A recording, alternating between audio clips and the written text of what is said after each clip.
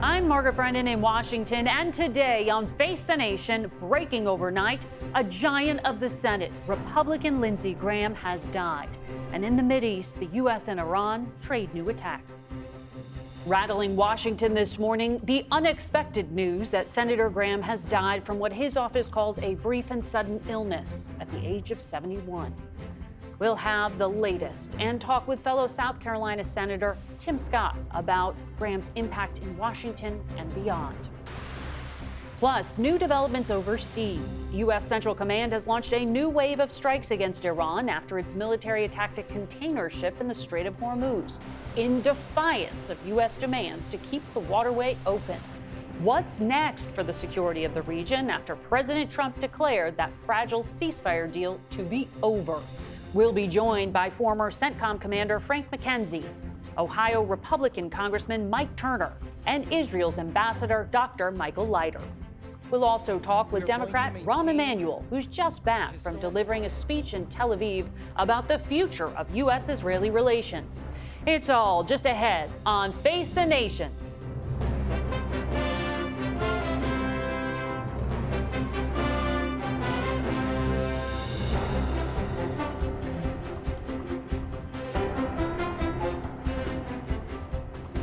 Good morning and welcome to Face the Nation.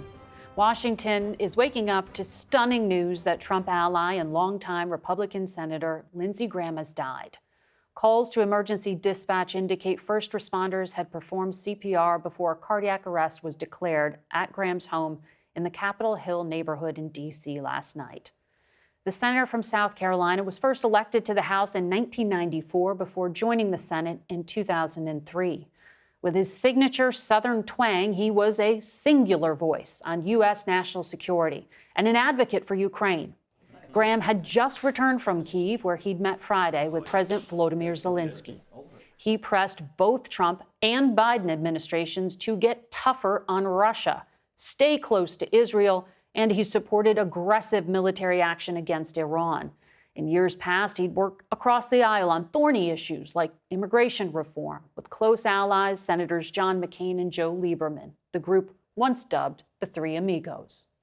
While he had once challenged Donald Trump for the 2016 Republican presidential nomination, in recent years, Graham had become his ally. In a Truth Social post overnight, President Trump called Graham one of the greatest people and senators I have ever known and a true American patriot who was always working.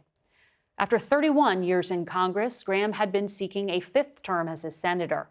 Now South Carolina's governor will appoint an interim replacement for his seat to serve out the remaining 5 months of the term.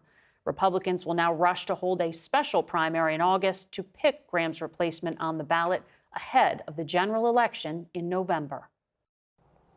We go now to South Carolina Republican Senator Tim Scott. Senator, good morning, and we are sorry for your loss. As Americans wake up this morning, I wonder how you would have them remember Senator Graham, someone who served this country in uniform, but also at the Capitol for so many decades. Margaret, thank you for your condolences. And America certainly has lost a statesman. I have lost a friend. To remember Lindsey Graham, Margaret, is honestly to remember his very humble beginnings. I'm not sure everyone connects the dots on who he is and why he is. His mother dies of cancer 15 months later. His dad dies of a massive heart attack.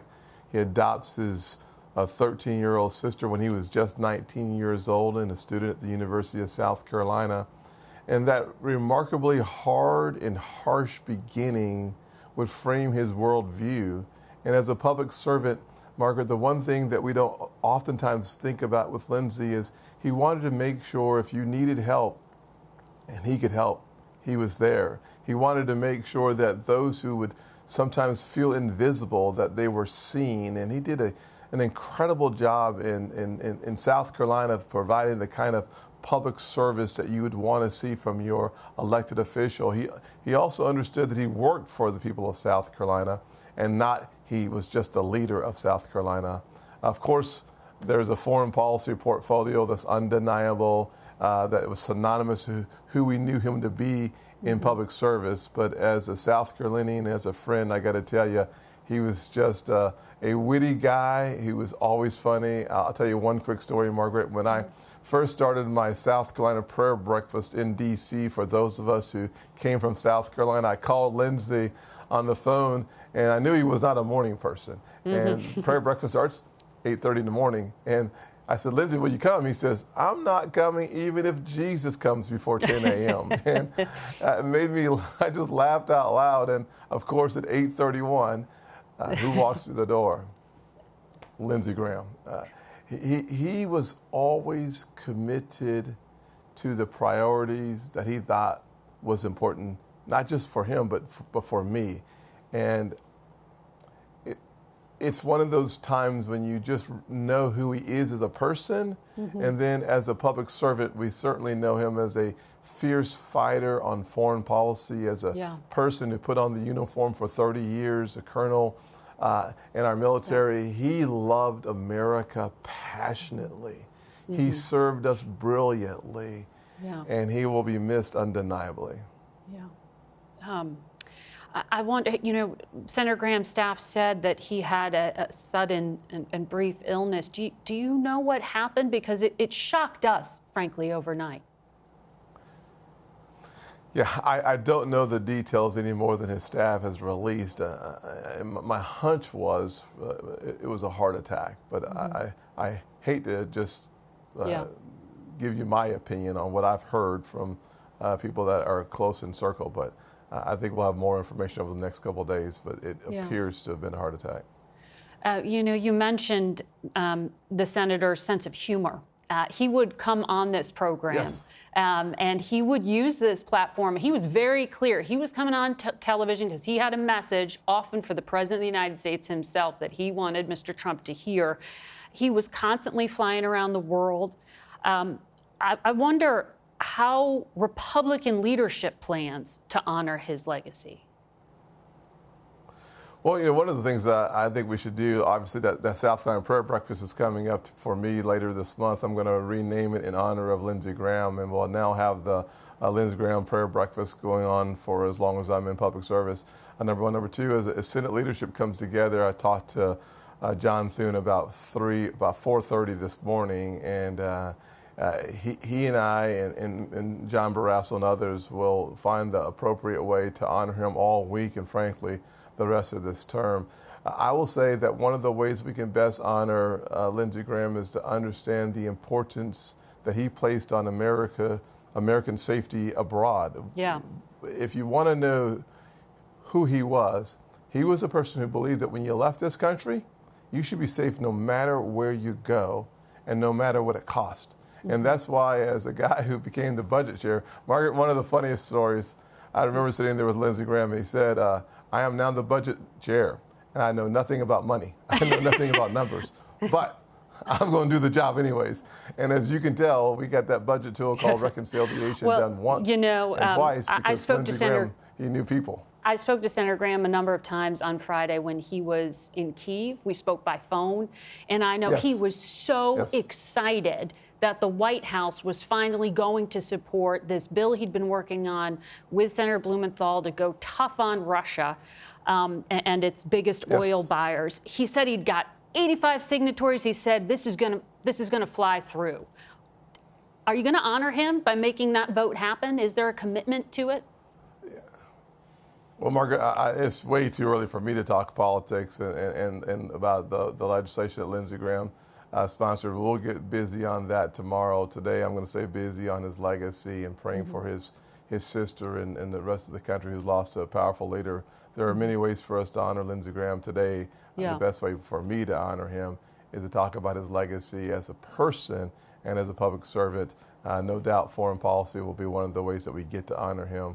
I won't be specific because, frankly, it's going to take the whole of leadership to come to the decisions on the way to do that. Yeah, the excitement in his voice on that one stood out to me. Oh, Margaret, you know him as well as anyone in this public forum because he was so committed to public service, and I know your family has been committed to public service as well in the same way that he wore the uniform. And one of the ways that we will demonstrate our commitment to Lindsey, and my hope is to focus on the priorities that he had established for this nation from a global perspective. And hopefully the White House, the Senate, frankly, Republicans and Democrats will come together and do the things that we ought to do for the American people. And that will be the best way we can honor his legacy. You know, I know it is too early to begin talking about who could possibly even try to fill his shoes for the remainder of his term. But I do know that the role Lindsey Graham played was a key one for the party connecting with the president that, frankly, sometimes Republicans have had some tension with. He'd be out there, remember him saying, oh, Margaret, I spent 4.5 hours with the president on the golf course yesterday, and here's what we're going to do. Who can step up and help create that connective tissue between the White House and lawmakers now? Well, I don't know anyone who can fill the shoes of Lindsey Graham. The one thing I can say that you just emphasized was the important role that he played in building bridges in life. It just is a part of who he was, and that's why I started off with the story of those who felt invisible, and in his presence you knew you were seen. And we're going to have an important conversation to come. President Trump is committed to the Republican Party and frankly to the Republican Senate. There are disagreements without any question, but the good news is those disagreements so far have made us stronger. And Lindsey Graham being on the phone with the president every single day was helpful without any question. Playing golf every weekend for 4 hours, how anybody plays golf for 4 hours, I'll never know because I've never played for 2 hours. But the truth of the matter is it was the bond that he forged on the golf course that made him such a powerful advocate for the president and a powerful advocate for us with the president. And so we'll need that, but more importantly, what we'll need is a champion who steps up to the plate, not for politics, but for serving our country.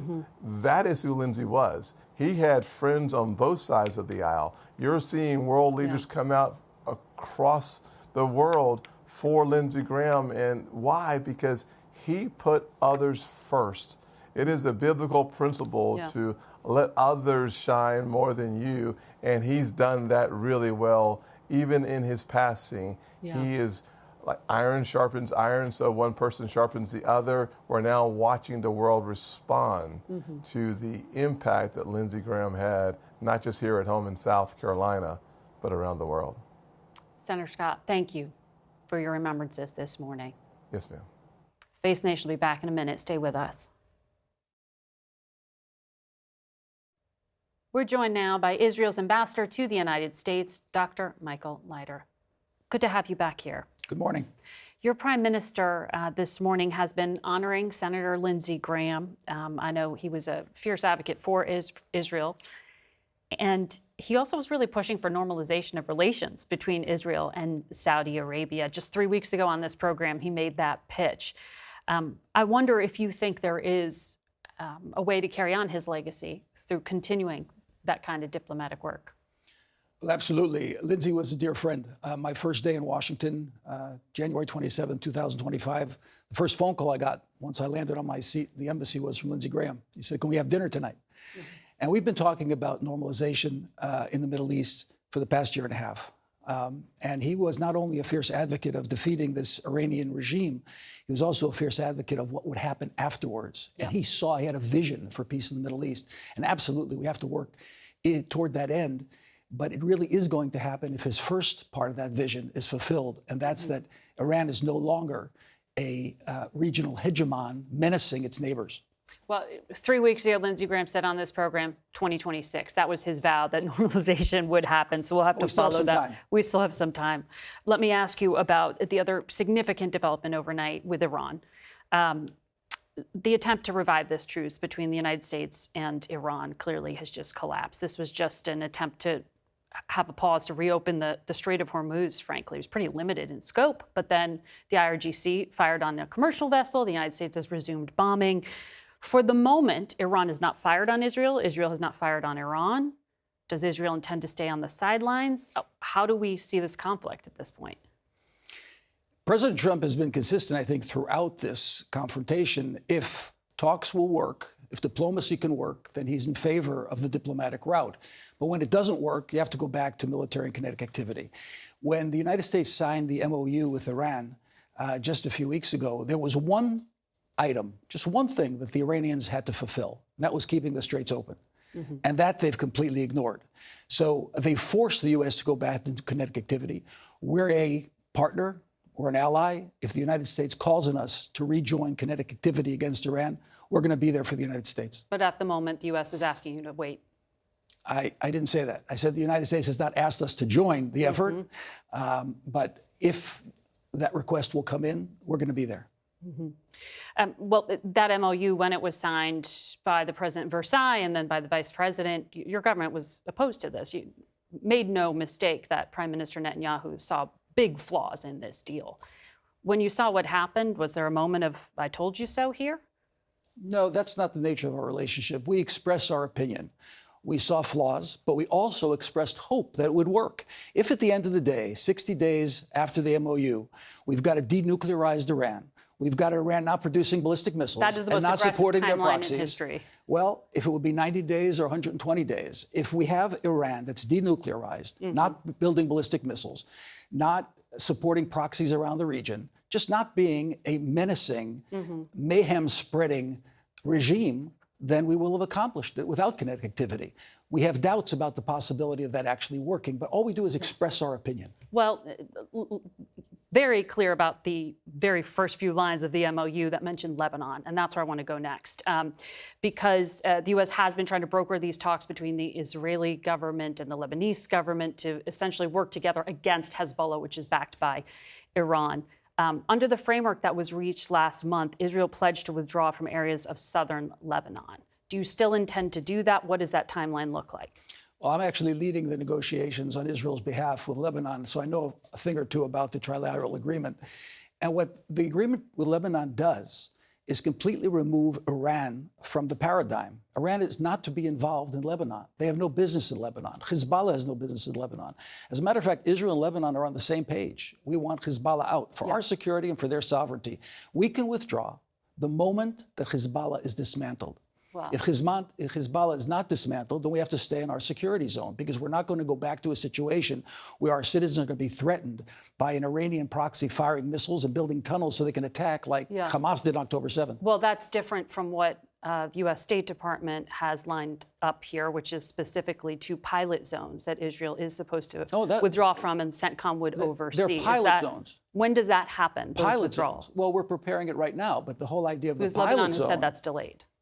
No, it's not delayed. We're working together with CENTCOM and the Lebanese armed forces to create the conditions so that we can actually move into a situation where the pilot zones are receptive to Lebanese armed forces. If they're not going to be receptive and Hezbollah is going to stay there, we haven't accomplished anything. And that's why they're called pilot zones. If it works, then we continue the withdrawal. If it doesn't work, then we stay where we are. Are you still going to Rome to conduct these talks? And will those pilot zone withdrawals happen anytime soon?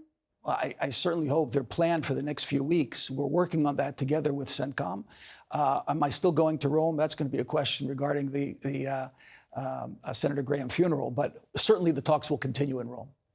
Well, before I let you go, there were 2 high-profile incidents I want to quickly touch on here. One, a CNN crew attacked in the West Bank by what they say were 4 settlers. There was also an incident with Ro Khanna, the congressman from California, who said he was his vehicles he was in were stopped by Israeli settlers, and then when the IDF showed up, they were on the side of the settlers, not him. He said it's not a good idea to detain long-shot presidential candidates. It was a warning to your government.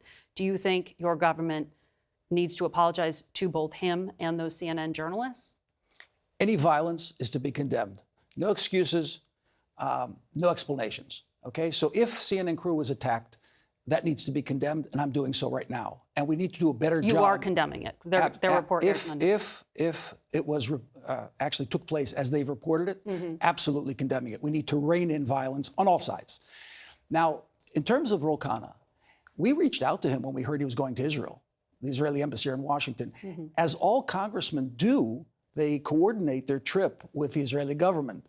We suggested he visit with survivors of the October 7th massacre, that he visit the borders so he understands the issues that we have on our borders, and so on. He ignored that, and he decided to coordinate his trip, not with Israel, but with Palestinian activists and with J Street, which is a anti-government, anti-Israeli government. advocacy group here in Washington. So, you know, he coordinated. It's a Jewish Slavic group. Well, that is supportive of a different path for Israel. Yeah. I play tennis once a year. That doesn't make me a tennis player. The fact that they call themselves a Jewish organization is irrelevant. They're a advocacy group against the government of Israel.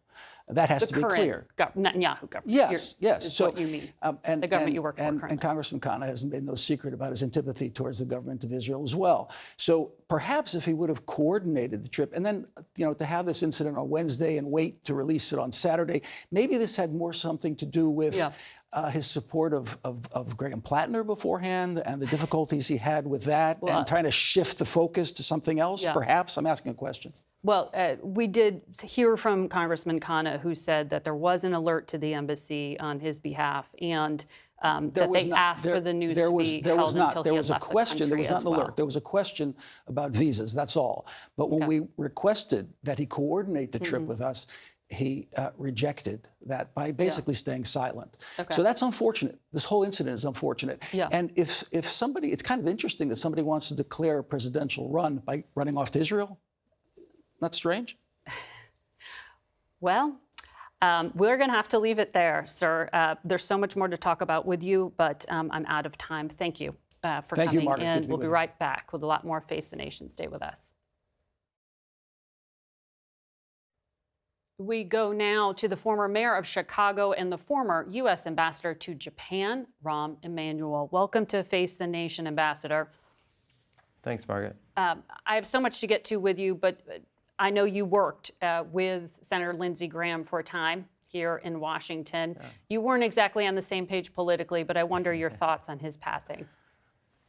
Good observation. No, look, you lost a patriot. We disagreed, but we weren't disagreeable about it. There were three things we worked on. One, he represented John McCain. I represented then Senator Obama on the debate rules. Two, when we had a meeting during the transition, Senator McCain, Lindsey, the president-elect, myself, we agreed to work on a national service bill, which we actually got done in spring '09, that doubled the size for AmeriCorps and for the Peace Corps. And then third, our final, which was really the most difficult, but we got to an agreement, which was to close Guantanamo. It was Senator Levin, Lindsey, myself representing administration. We got to a final issue. The Attorney General was against it, which was the trial of the Sheik, which he wanted civilian. Lindsey said it had to be military court to get the 15 votes. That's not what happened, and so therefore, and it was one political analysis, which I thought was accurate, versus a legal analysis, which was maybe by the law, but wasn't going to happen. And so we worked at my desk as the chief of staff, I don't know, the dozen meetings between Carl Levin, myself, and the senator that would actually have closed Guantanamo, moved all the prisoners out, and brought that chapter to America to end. Now, did we see everything 100%? No. Did we find compromise? Absolutely. Yeah. Well, Ambassador, we need to take a break and finish our conversation about the significant speech you just gave in Israel a few days ago, but we're going to do that in a minute. I hope everyone will stay with us. We will be right back.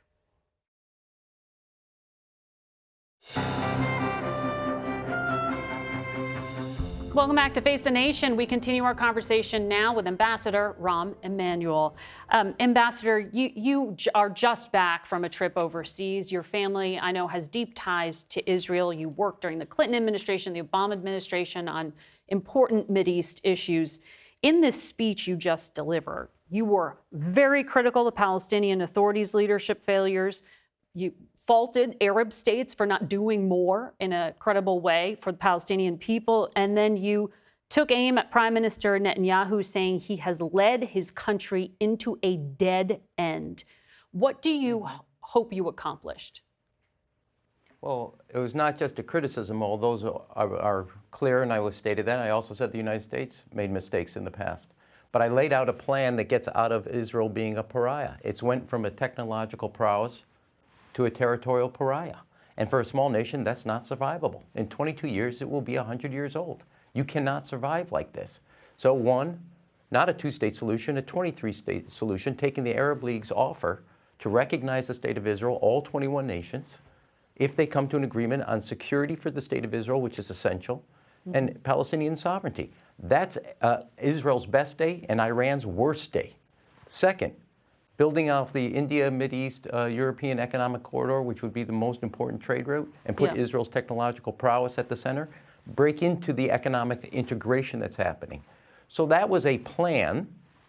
Others can offer theirs, but to me it addresses the single most important thing for the future of this alliance, that you cannot reduce your national security apparatus with military power, economic statecraft, political persuasion, and cultural attraction. Reduce three of them and let them atrophy, and your entire national security apparatus is only military power. And that's an example of how Israel has a breakout. That is good for alliance. The United States is strong with NATO. You can see that in public opinion. United States public opinion is also strong with our Asian allies. This is the only ally that is in the low 20s in support. That is not a sustainable path for an alliance that's essential for Israel, America, security. You said the current Israeli government, the Netanyahu government, views every security challenge as a nail and Israel's military as a hammer. That sounded very similar, to me at least, to this. Listen. You're a country of 9 million people. You can't just kill your way out of solving every single national security problem that you have. I imagine there aren't a lot of points of agreement between you and the Vice President, J.D. Vance, but do you see this Correct. on the right and left as a major shift in policy here for the United States that does not turn around? So two things, Margaret. In 2009, when I challenged, as Chief of Staff for President Obama, I challenged the Prime Minister directly, I didn't need this war, directly, that what you're doing on housing in the West Bank will lead to perpetual conflict and isolation. If there was a prediction I wanted to be wrong on, that was it. So telling somebody the truth, even when it's painful, that's not new to me. I was also in the room with President Obama when we funded and started funding the Iron Dome that has protected thousands of Israeli civilians. I believe funding the Iron Dome is right for America's strategy, right for Israel. I think making sure that you're not having undermining the West Bank or the possibility of a two-state solution, a 23-state solution, is also in Israel's security interest. And I want to get back to those go hand in hand. And so my view is, take Syria, for example. There's no more Assad. You have a head of Syria that is the transitway to Hezbollah from Iran of all their weapons. The Syrian head of state has said that Iran is a problem and that Israel and he should have a security agreement. Nobody's called. I said, I'll pay for the phone call charges. Pick up the phone and come to a security agreement where your northern part, Jordan is secure on the east, Egypt is secure on the south, Syria, you would actually have a security agreement. That breaks out. Diplomacy, political strategy, is dormant as a part of Israel's national security, and that, therefore, harms the United States. My number one goal, what advances America's interest? This alliance, if they don't change, the status quo today is unsustainable. I did it in the interest of America, the alliance with an ally that is isolated politically at home and abroad. No, and to your point, I was in Syria in September, and I saw the parts of Damascus that were bombed by the Netanyahu government very recently with that same government. And you would cut off Hezbollah. You would cut off Hezbollah from Iranian weapons. That's in your national security interest. Trump might be trying to do that. Doesn't require the military. Trump may be trying to do that. Again, I offer my telephone card, AT&T. You can use it anytime. They can make a call to Damascus. But bringing you back here to home, when I just finished that conversation with the current Israeli ambassador to the United States, who, by the way, very much supports Israeli settlements in the West Bank, as you know, he did take a hit there at those trying to launch presidential campaigns from his country. He was speaking about Representative Ro Khanna. And what happened to him in the West Bank. But some are saying that about you too, sir. I mean, how do you respond to that? And do you agree with words like apartheid and genocide that progressive Democrats like Khanna use to talk about the current Israeli government? Second, I was invited by Tel Aviv University. So I took it up. And I didn't just offer criticism. I offered a plan for peace. Second, I go back to working on this, not with President Clinton, on both the Oslo Accords, the Y Plantation, Camp David, and with President Obama. And third, if it comes to where you start or how you do, I haven't decided whether I was running for president, but the first thing I did was go to Mississippi, that has moved from 49th to 9th on reading scores. I have made education the core. We as a country 50% of our kids cannot read at grade level. And we know everybody in Washington is radio silence on the future of this country. So if there's going to be a place, it wasn't the Middle East. It was actually down in Mississippi I went. That is where the future of America is. Now, one thing I know, Margaret, about the White House, you have to be good in the Situation Room, the boardroom, the break room, and the classroom. And the problem for both parties is one stuck in the bathroom and the other one stuck in the bedroom. Get out and focus on the future. Ambassador, we'll leave it there. Look forward to having you back to talk more. We'll be right back. And we're joined now by Ohio Republican Congressman Mike Turner. It is good to have you here, Congressman. I know you are a friend to Ukraine. Senator Graham certainly was. As I mentioned, he was so excited about finally getting to move this sanctions and tariffs bill. Do you think that this will go forward without a champion like him behind it? Well, let's hope. Let's hope, as you had indicated, that is one of the legacies, that the Senate will move his bill. You know, I was at the NATO summit with Lindsey Graham and other senators last week, Senator Shaheen, Coons, Durbin, Rounds, and as we met with Zelensky, Lindsey Graham was making the point of the need for this sanctions bill that has passed the House and that I've co-sponsored and that should pass the Senate, that Lindsey has been such a champion for. It was his bill. You know, what's so sad about losing Lindsey is that, in this debate now that we have of America first, you can be America first and still understand that it doesn't have to be America alone, that, allies want America's voice. America's voice is important. America needs to stand for freedom and democracy and liberty. And that's what they saw in the voice of Lindsey Graham, in McCain's voice and Reagan's voice. And what they saw in Lindsey was someone who was willing to stand up and say, you're not alone. America is with you. We're not going to do it for you. We're not going to, come in and decide for you, but you're not going to be alone. And he was that voice with Ukraine, having just gone to Ukraine, saying we're going to be with you. And this bill would be an important symbolism to say we're going to be with Ukraine, and I certainly hope the Senate moves it this week and we can put it on the president's desk this week. As you had said earlier, he had been in touch with you and said he believed he had movement from the White House for that bill. We should pass this bill, put it on the president's desk. Do you know if Republican leadership has considered that at all at this point? I don't. I know that we certainly have the news where they had just said upon our return from the NATO summit that they believed that they could move this in the Senate. The House has already passed a version of this bill, so I know there's broad support. There were more than a veto-proof number of senators who co-sponsored it. With the White House's support, this bill could be on the president's desk this week. Let me ask you as well about NATO. You had voted for a bill years ago, CATSA we'll call it, that would challenge what Turkey had done, which was buy this Russian weapon system. And President Trump said this week that he's okay with lifting some of the sanctions and letting Turkey have the F-35 fighter. How could that happen and not violate the law that you supported? All right, so you're speaking of the S-400, which is the Russian air defense system that Turkey had purchased. And during that time, Congress had passed, which had been signed into law, a bill that would restrict the president's ability. In the first Trump administration. Right, and to waive sanctions that were placed on Turkey, including it had taken them out of the F-35 program. Turkey has signaled that they are now in a position that they want to comply with that bill that would put them in a position where the S-400 would no longer be an impediment to their entering back into the F-35 program. I certainly hope that occurs. They'll sell it to the information, I can't disclose what they had told to us, but it's very promising. Of all the senators, we agreed together that we would be able to publicly say what we heard was very promising. And Senator Shaheen has said, she was one of the original authors of this. She believes it's promising. If they do this, and to get them back in the F-35 program is incredibly important. They're a member of NATO, a very strong member of NATO, having just, of course, hosted the summit, which was very successful. I certainly hope that they follow through and that they do so in a manner that returns them. They were also a producer of parts for the F-35, so entering back into production would be very, very important. I want to ask you about some other things on the domestic front as well.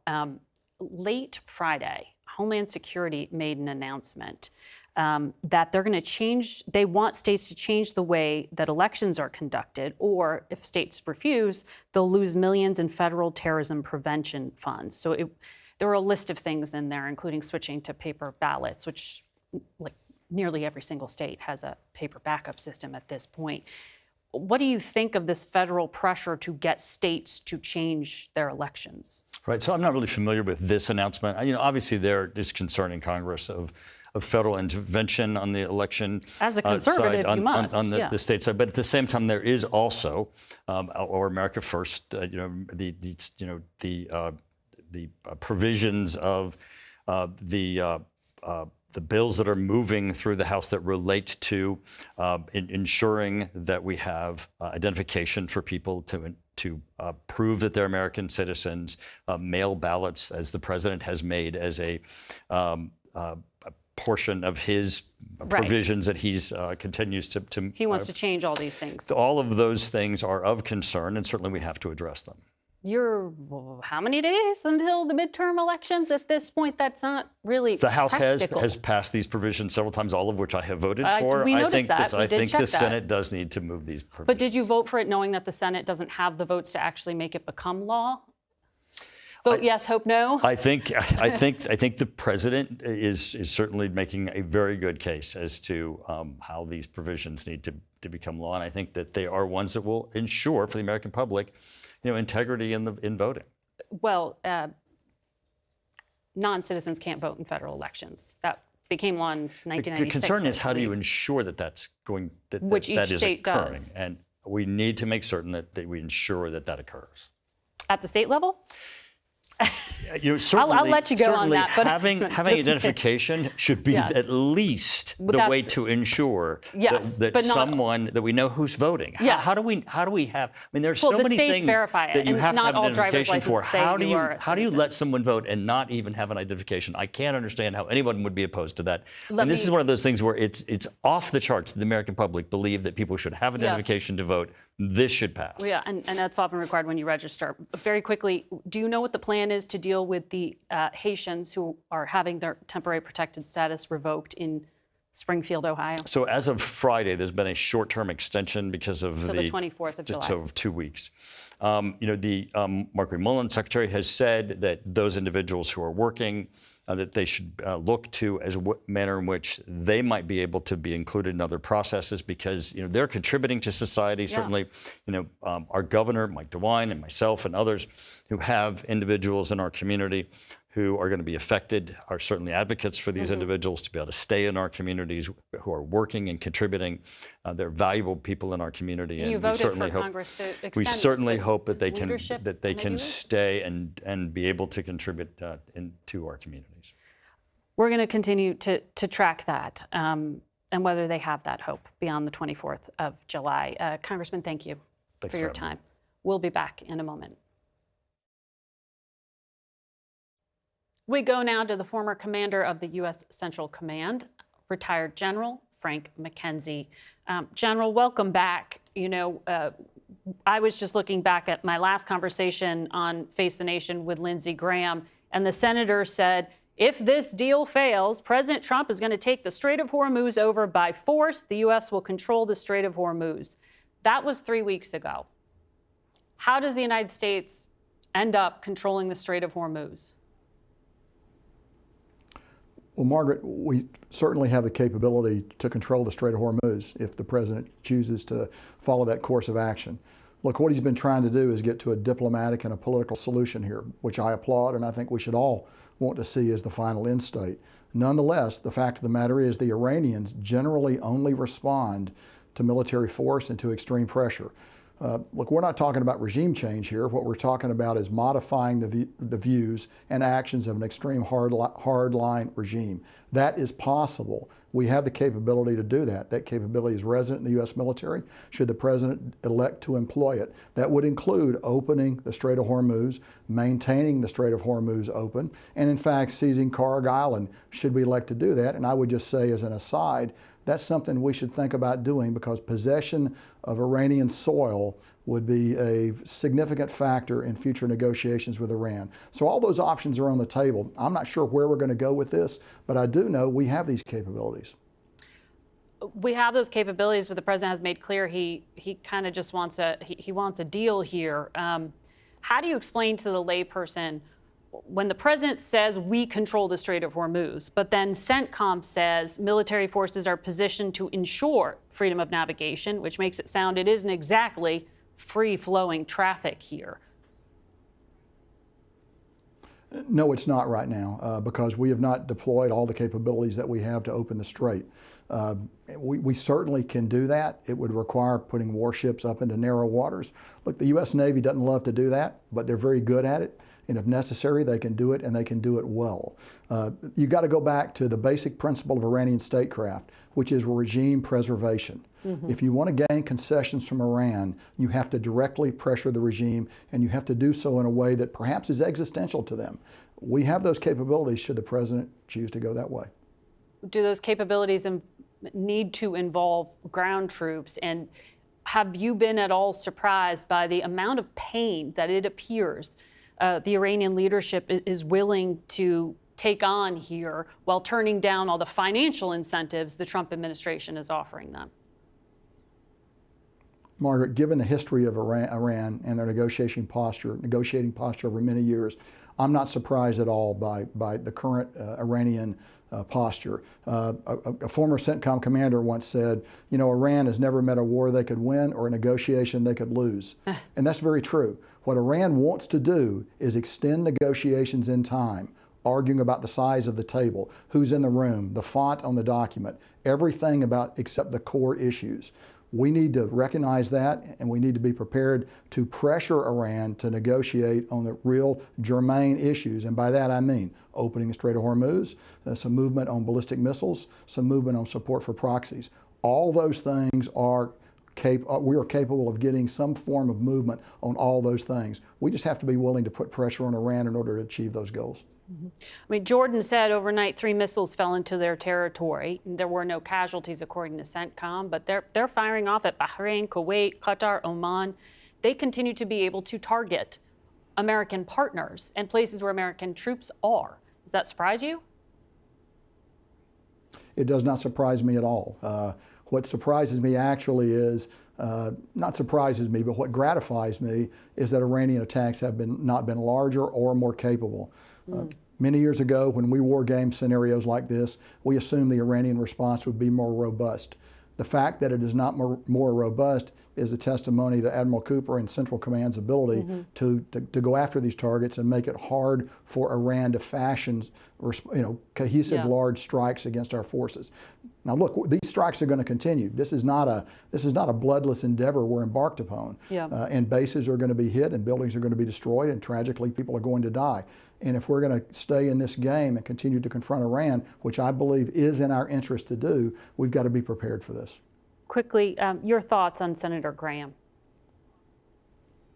Senator Graham was a great representative of the state of South Carolina and our nation, a great voice in the national security space, and a particular friend to the Citadel, the military college of South Carolina. Over many years, he's done a lot of great things for our school. In fact, he embodies the concept of the citizen soldier. The person who isn't a professional military officer pursues a broad, deep, public professional career and yet dons the uniform and serves his nation. That's what we seek to produce at the Citadel. No better person to emulate than Lindsey Graham, and we will miss him dearly. General, thank you for your time. We'll be right back. Before we go this morning, a note on Senator Lindsey Graham, a fierce Ukraine supporter who had just returned from his 10th trip to that war zone at what was a key moment for one of his proudest accomplishments. I spoke twice by phone on Friday with Senator Graham while he was in Kyiv, and he told me it was a big day. He was excited to share the news that the Trump White House had finally given him the green light for Congress to move his long-sought bill to put significant financial penalties on the biggest buyers of Russian oil. He had just met with President Zelensky and said that while he didn't want to get ahead of Trump, he believed that the U.S. president now sees the Ukrainian leader as more of a winner now. Graham wanted me to know that Senator Blumenthal, his Democratic colleague who he had partnered with on the bill, deserves a lot of credit. It was a rare act of bipartisanship in a hyper-partisan time, and it had shades of the type of across-the-aisle work he and Senator John McCain used to broker with another Connecticut senator, Joe Lieberman. It was almost exactly 1 year ago to the day that Graham and Blumenthal had joined us on Face the Nation to talk about their bipartisan effort to pressure Russia through sanctions and tariffs on buyers of their oil. We're going after the people who keep Putin in business, and additional sanctions on Russia itself. This is truly a sledgehammer available to President Trump to end this war. Following Graham's passing, it falls to Republican leaders in Congress to make the decision on whether to take it up. Graham had just appeared with us 3 weeks ago to push another big goal: turn the morass of the Iran war into an opportunity for normalization of relations between Saudi Arabia and Israel and a brighter future for Palestinians. He'd worked with then-President Biden to try to get that done, but the work was stymied by the horrific attack of October 7th. That unfinished business also now lays waiting. That's it for us today. Thank you all for watching. Until next week, for Face the Nation, I'm Margaret Brennan.